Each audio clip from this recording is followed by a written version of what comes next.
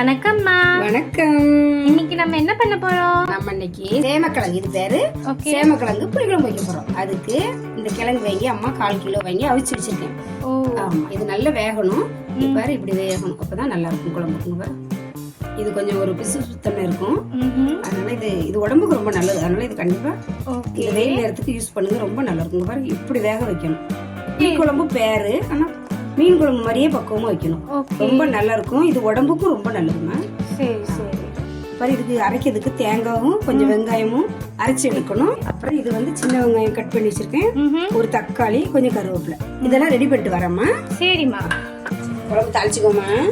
Okay. ஆமா, நல்லெண்ணெய் விட்டு தான் தாளிக்கணும். போதும். எண்ணெய் காஞ்சிட்டு கடுகு போட்டுக்கலாம். ஓகே.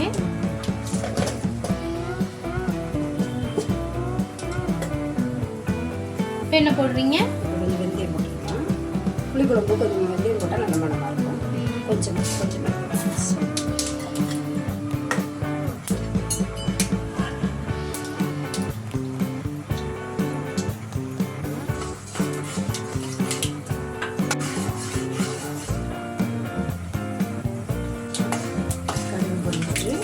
வெந்தயம் கொஞ்சம் கருக ஆரம்பிச்சு. சரி. அப்புறம் கருவேப்பிலை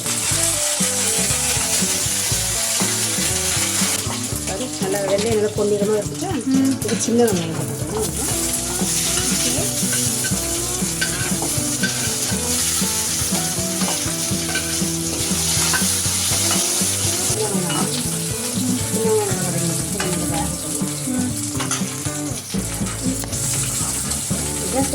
இப்போ வெங்காயம் கழுவிட்டு ஒரு தக்காளி வெட்டிட்டு அதையும் போட்டுக்கணும்.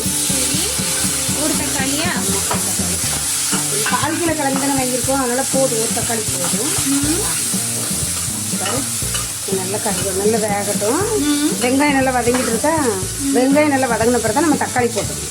தக்காளியும் கிட்ட வந்துட்டு நல்லா வதங்கிட்டு பாரு, கொஞ்சம் கலர் மாறணும். அப்படிதான். அப்புறமா கொஞ்சம் உப்பு போட்டுக்கலாம்.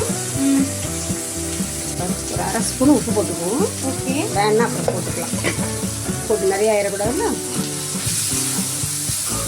மஞ்சத்தூள் போட்டுக்கணும். ஒரு 1/2 ஸ்பூன் பாரு. நல்லா எல்லாம் கலந்து விட்டுட்டு பாரு, நல்லா கலந்து, நல்லா மஞ்சள் உப்பெல்லாம் கலந்தாச்சு. சின்ன வெங்காயம் தக்காளி எல்லாமே ஓரளவுக்கு நல்லா வெந்திருக்கு பாரு. இந்த குழம்பு ரொம்ப நல்லாயிருக்கும், டேஸ்ட்டாகவும் இருக்கும்.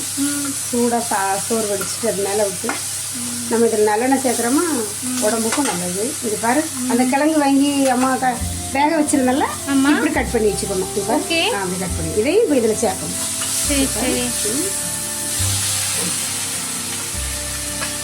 சின்ன வயசுல ஊர்ல பண்ற மாதிரியே பண்றீங்கல்ல? எங்க அம்மா பண்ற மாதிரி நான் பண்றேன். ஓகே. அதான் எங்க அம்மா வச்சு தருவாங்க இந்த குழம்பு. ஆனா ஊர்லன்னா நீங்களே பறிச்சு நீங்களே பறிக்க மாட்டோம். எங்க ஊர்ல உள்ள வாய்க்கால் பக்கத்துல கிடைக்கும் இது. ஓகே. இங்க பாம்பேல விலை கொடுத்து வாங்குறோம், அவ்வளோதான். பாரு, இதெல்லாம் நல்லா கலந்து விட்டுக்கிட்டோமா. பாரு, நல்லா கலந்து விட்டு ஒரு 5 நிமிஷம் கூட அப்படி நல்லா ஒன்றா வேகட்டும். அதுக்கு வந்து நம்ம இங்கே பாரு, கொஞ்சமாக புளி எடுத்து கரைச்சி வச்சுருக்கேன். கொஞ்சமாக புளி. இது இந்த கிழங்குக்கு எவ்வளோ தேவையோ அதனால கொஞ்சமாக புளி போட்டுக்கோங்க. கொஞ்சம் வளவளன்னு இருக்கும், அதனால கொஞ்சம் புளி கொஞ்சம் நிறையா வச்சா நல்லா தான் இருக்கும்.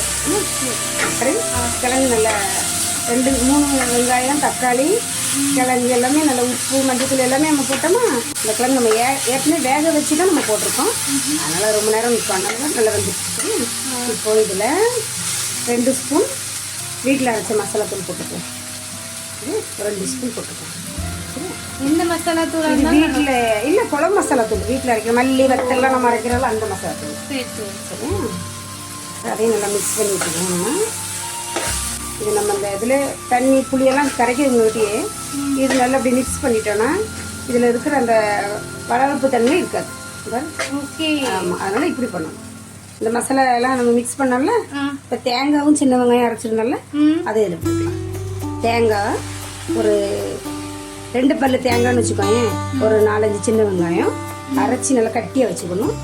அப்புறம் இந்த புளி கரைச்சி வச்சுருக்கோம்னா தண்ணி அதோட மிக்ஸ் பண்ணி